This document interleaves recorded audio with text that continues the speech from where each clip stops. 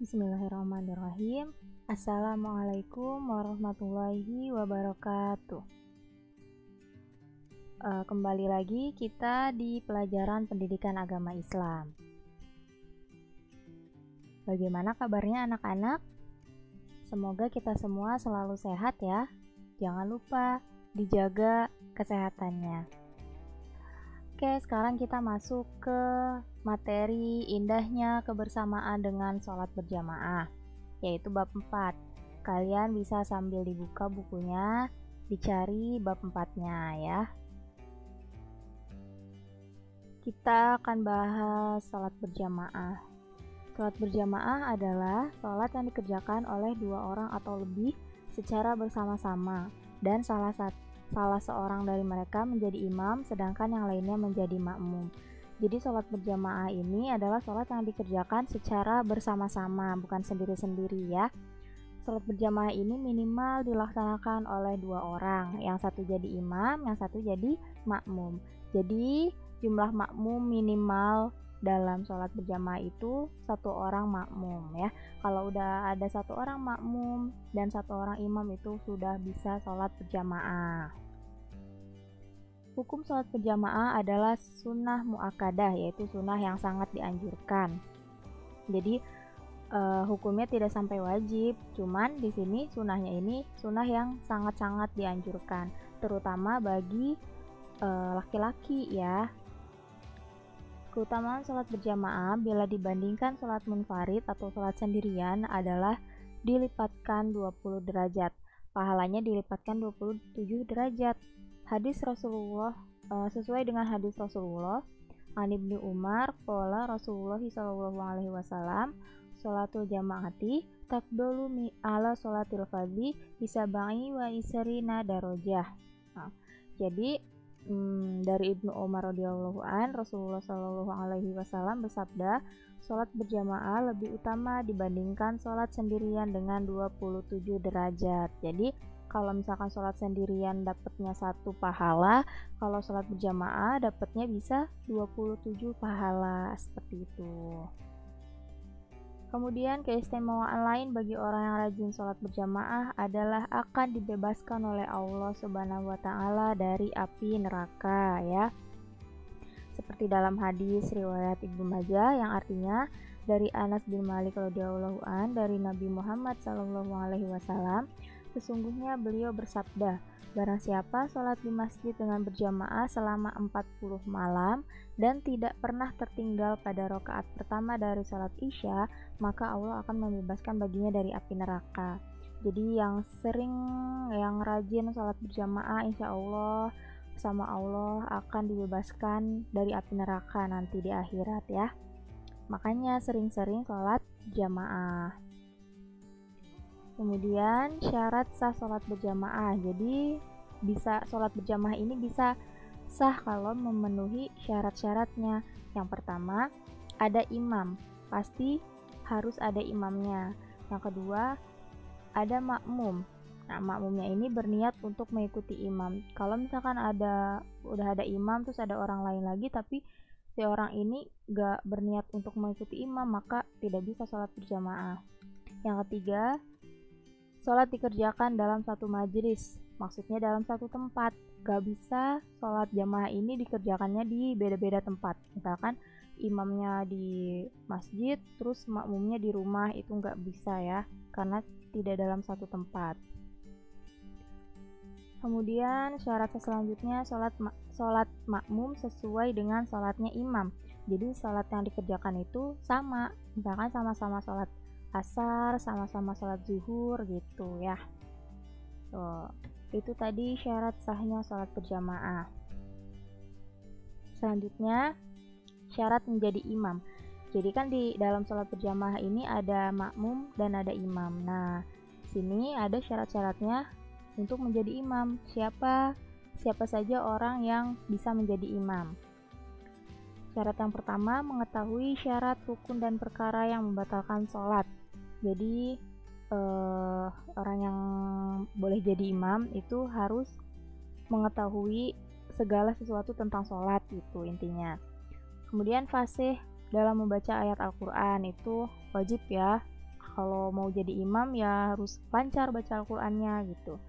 Kemudian paling luas wawasan agamanya dibandingkan yang lain. Jadi pengetahuan agamanya itu lebih banyak dibandingkan orang yang lain. Biasanya kayak ustadz gitu ya, atau siapa tokoh-tokoh agama lah ya. Nah itu kan wawasannya lebih luas gitu. Terus selanjutnya berakal sehat. Jadi orang yang akalnya tidak sehat kayak gila gitu, itu nggak boleh jadi imam. Kemudian balik.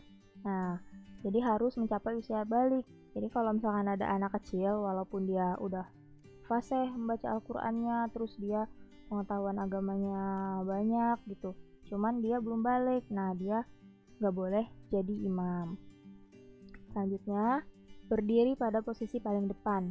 Wah ini mah pasti ya, jadi kalau dalam sholat berjamaah imam itu harus berdiri paling depan posisinya. Selanjutnya seorang laki-laki. Syarat menjadi imam ini harus seorang laki-laki gitu. Tapi perempuan pun boleh jadi imam asalkan makmumnya juga perempuan. Jadi kalau misalkan makmumnya ada laki-laki berarti imamnya ya harus laki-laki. Kecuali kalau misalkan makmumnya perempuan semua, nah itu boleh imamnya perempuan. Syarat selanjutnya tidak sedang bermakmum kepada orang lain. Jadi ya dia nggak lagi sholat bermakmum kepada yang lain gitu ya, baru itu bisa menjadi imam. Nah itu tadi syarat menjadi imam. Nah sekarang ada syarat menjadi makmum. Jadi imam ada syaratnya, jadi makmum pun ada syaratnya. Yang pertama, makmum berniat mengikuti imam ya. Jadi kalau mau jadi makmum ya harus berniat mengikuti imam. Kalau misalkan dia nggak niat mengikuti imam nggak bisa jadi makmum. Yang kedua, mengetahui gerakan sholat imam.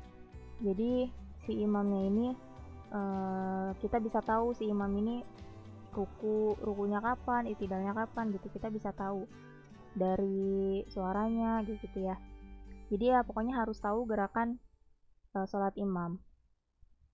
Nah seperti yang tadi ya, syarat sahnya sholat berjamaah kenapa harus di dalam satu tempat ya, agar si makmumnya ini mengetahui gerakan sholatnya imam. Kalau misalkan beda tempat kan si makmum jadi nggak tahu gerakannya si imam gitu. Kemudian berada dalam satu tempat dengan imam ya, seperti tadi ya syarat sahnya sholat berjamaah. Posisinya di belakang imam. Nah kalau misalkan sholat berjamaah imam itu harus paling depan, makmum itu posisinya di belakang imam. Kemudian hendaklah sholat makmum sesuai dengan sholat imam ya, kayak syarat saat tadi sholat berjamaah. Kalau misalkan ya sama-sama, misalkan niatnya sama-sama sholat asar ya harus sholat asar dua-duanya, imam sama makmum gitu, harus sesuai, nggak boleh niatnya itu beda-beda gitu ya. Oke, selanjutnya kita bahas tentang makmum masbuk. Mungkin kalian udah ada yang tahu makmum masbuk. Nah makmum masbuk adalah makmum yang tidak sempat membaca surat Al-Fatihah bersama imam di rakaat pertama. Jadi bisa dibilang makmum masbuk ini makmum yang ketinggalan sholat ya, yang ketinggalan sholatnya imam, itu namanya makmum masbuk. Pokoknya makmum yang ketinggalan gak dari takbiratul ihram di awal itu namanya makmum masbuk itu ya. Lawan katanya adalah makmum muwafiq, yaitu makmum yang dapat mengikuti seluruh rangkaian sholat berjamaah bersama imam. Nah kalau makmum muwafiq ini bisa ikut sholat berjamaah dari awal, dari takbiratul ihram sampai salam gitu. Tapi kalau makmum masbuk dia terlambat gitu sholat berjamaahnya. Nah di sini ada beberapa contoh kasus makmum masbuk. Ibu akan jelasin, di buku pun sudah ada. Jadi di sini biar kalian tuh paham saat prakteknya nanti kalau sekalian sholat berjamaah tuh sekalian jadi makmum masbuk. Nah itu kalian harus ngapain? Sini contoh yang pertama. Pada saat makmum datang untuk berjamaah sholat asar, imam masih berdiri pada rakaat pertama.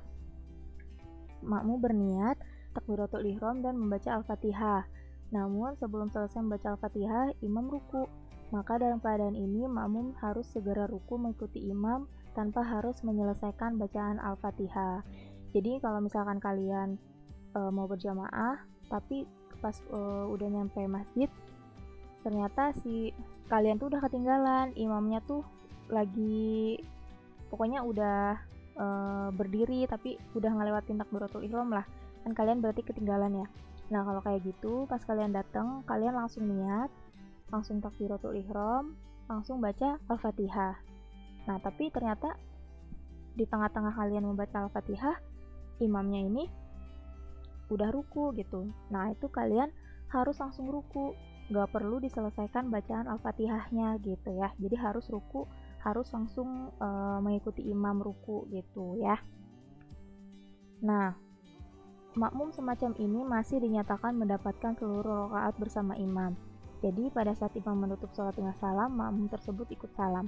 Jadi kalau kasusnya kayak gini, kalian pas datang imamnya masih berdiri, belum ruku, nah ini kalian masih dapat seluruh rakaat sholat bersama imam. Jadi nggak perlu nambah rakaat nanti setelah salam gitu. Jadi pas imam salam, kalian juga ikut salam. Seperti itu. Itu contoh yang pertama. Kemudian contoh yang kedua, pada saat makmum datang untuk berjamaah sholat asar, imam sedang ruku untuk rakaat pertama. Nah, kasus yang kedua ini, waktu si makmumnya datang mau sholat, ternyata si imamnya ini udah ruku gitu, lagi ruku. Makmum berniat takbiratul ihram dan membaca al-fatihah, meskipun hanya satu ayat. Lalu makmum segera ruku mengikuti imam tanpa harus menyelesaikan bacaan al-fatihah. Nah kalau misalkan kasusnya seperti ini, pas kita datang ternyata imamnya udah lagi ruku, nah kita harus cepet-cepet niat terus takbiratul ihram lalu baca al-fatihah walaupun satu ayat. Misalkan cuman baca bismillahirrohmanirrohim, karena kan bismillahirrohmanirrohim itu termasuk surat al-fatihah ya. Nah setelah baca bismillahirrohmanirrohim, kalian langsung harus langsung ruku mengikuti imam gitu ya, karena kan imamnya sedang ruku, jadi kalian harus langsung ruku setelah niat takbiratul ihram dan baca bismillahirrohmanirrohim gitu ya. Nah makmum semacam ini masih dinyatakan mendapatkan seluruh rakaat bersama imam. Jadi pada saat imam menutup sholat dengan salam, makmum tersebut ikut salam. Jadi karena di sini si makmumnya masih kebagian ruku bersama imam ya, si makmumnya masih kebagian ruku bersama imam di rakaat pertama, maka dia ini masih dinyatakan mendapatkan seluruh rakaat bersama imam gitu. Jadi nggak perlu nambah rakaat setelah salam ya, karena dia di sini masih dapat ruku gitu ya. Nah ini kasus kedua, kalau misalkan imamnya udah ruku, kalian datang niat takbiratul ihram, baca bismillahirrahmanirrahim, habis itu langsung ikut ruku sama imam gitu. Nah itu kalian dapat sholat berjamaahnya, dapat seluruh rakaat penuh gitu ya. Nah itu kasus kedua. Kemudian contoh yang ketiga, pada saat makmum datang untuk berjamaah sholat asar, imam sedang i'tidal atau sujud untuk rakaat pertama. Makmum berniat takbiratul ihram dan langsung i'tidal atau sujud bersama imam. Nah di sini contoh yang ketiga, misalkan kalian pas datang ternyata imamnya ini sudah melewati ruku, misalkan lagi i'tidal atau lagi sujud atau lagi duduk di antara dua sujud gitu ya, pokoknya sudah melewati ruku gitu. Nah si makmumnya ini harus langsung, pokoknya pas datang langsung niat, langsung takbiratul ihram, langsung mengikuti gerakan imam. Misalkan pas datang imamnya lagi sujud, berarti kita langsung sujud, abis takbiratul ihram langsung sujud gitu ya. Kalau misalkan pas datang imamnya lagi i'tidal, berarti abis takbiratul ihram kita langsung i'tidal kayak gitu ya. Pokoknya langsung ngikutin gerakan imam. Nah makmum semacam ini dinyatakan tidak mendapat rakaat pertama bersama imam.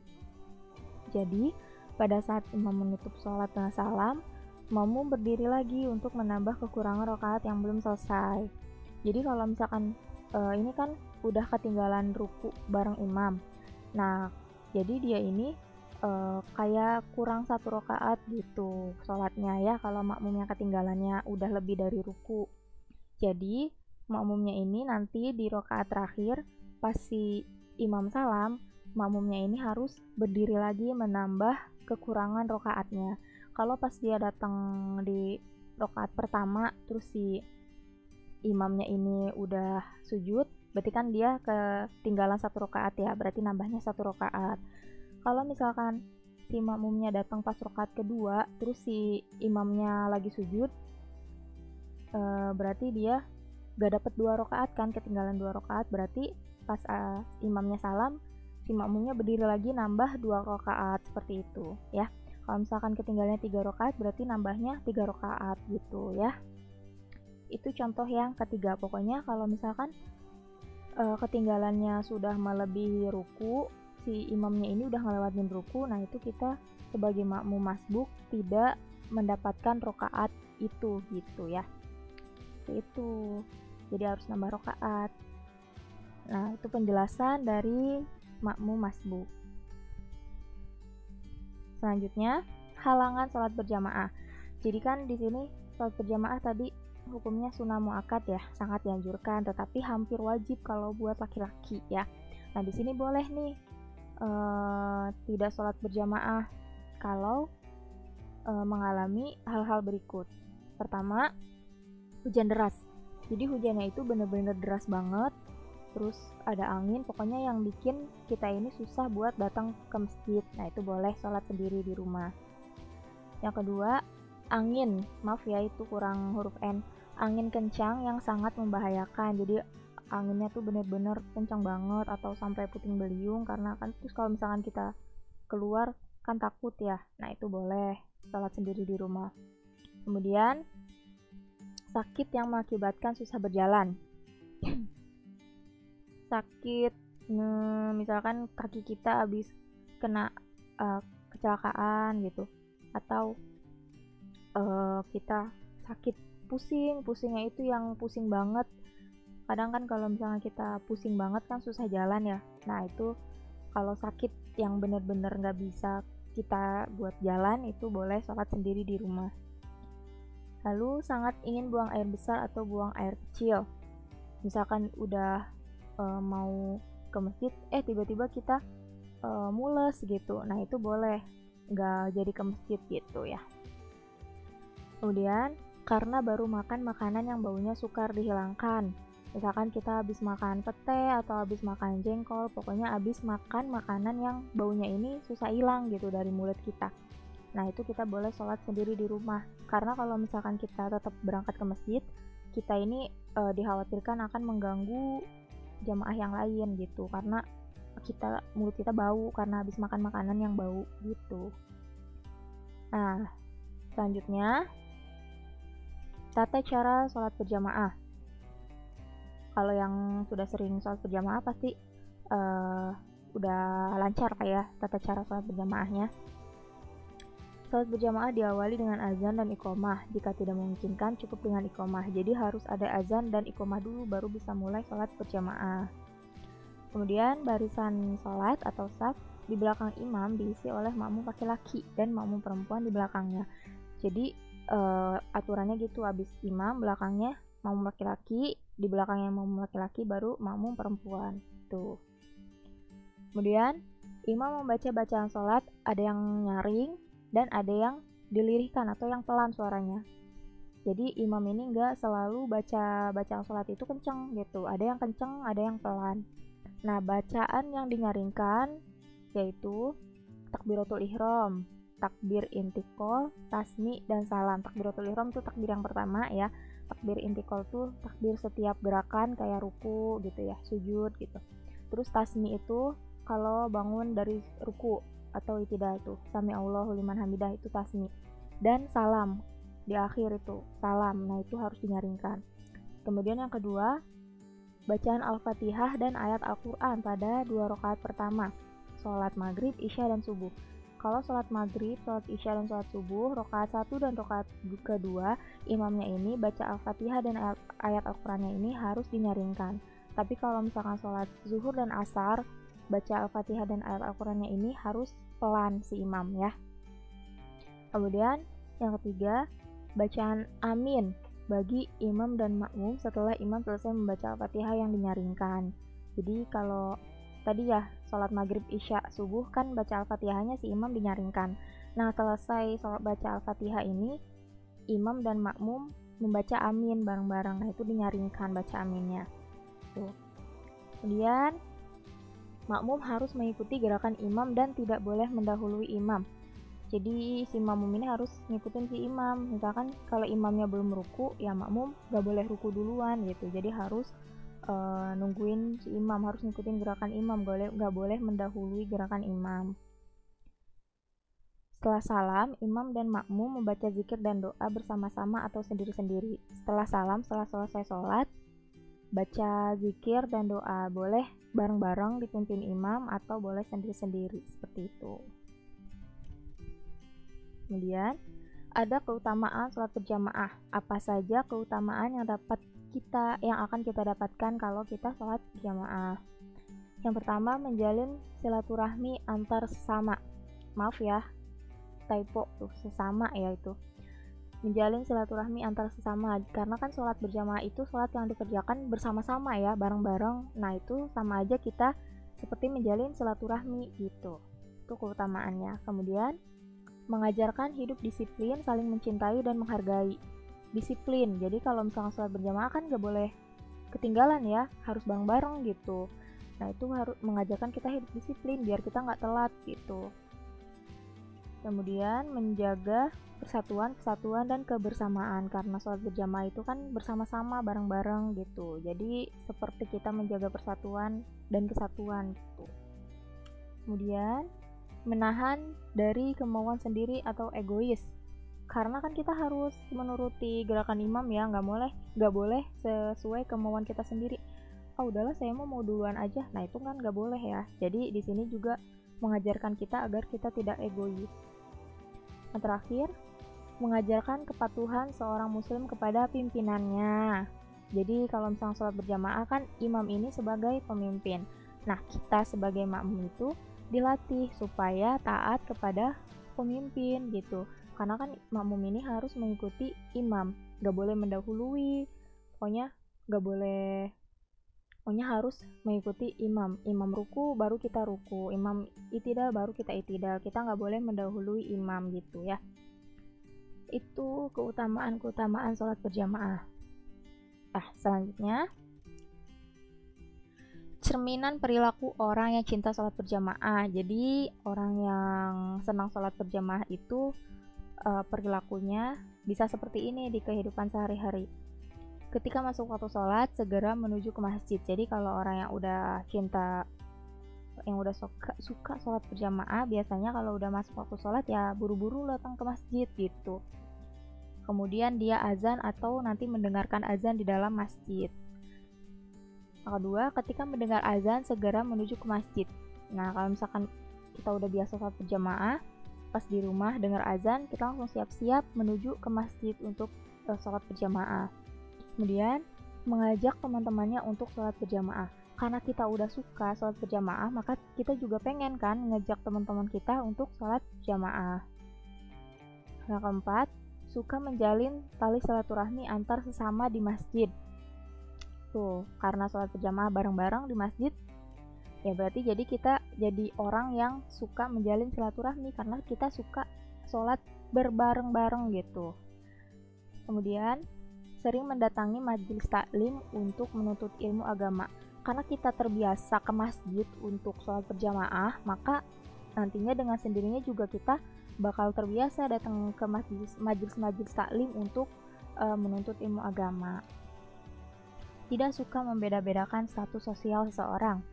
Karena kan kalau di dalam sholat berjamaah, saf sholat ini kan tidak diatur oleh status sosial seseorang. Misalkan makmum yang kaya berdirinya paling depan, kemudian belakangnya yang sederhana, yang miskin harus paling belakang, kan tidak seperti itu ya.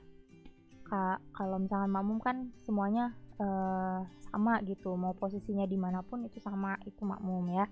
Nah, di sini dari kita sholat berjamaah kita bisa jadinya kita jadi nggak suka membeda-bedakan status sosial seseorang gitu, karena terbiasa bersama-sama. Kemudian bersikap demokratis, taat kepada pimpinan selama tidak melakukan kesalahan. Karena kita udah terbiasa sholat berjamaah yang harus menuruti gerakannya imam, maka nanti kita terbawa ke kehidupan sehari-hari kita. Kita akan selalu taat kepada pemimpin gitu, selama pemimpin itu tidak salah. Jika pimpinan salah, kita wajib mengingatkan ke jalan yang benar. Nah, sama seperti dalam sholat, imam itu kan pemimpin. Nah, kalau misalkan imamnya salah, pemimpinnya salah, ya kita wajib untuk mengingatkan ke jalan yang benar gitu.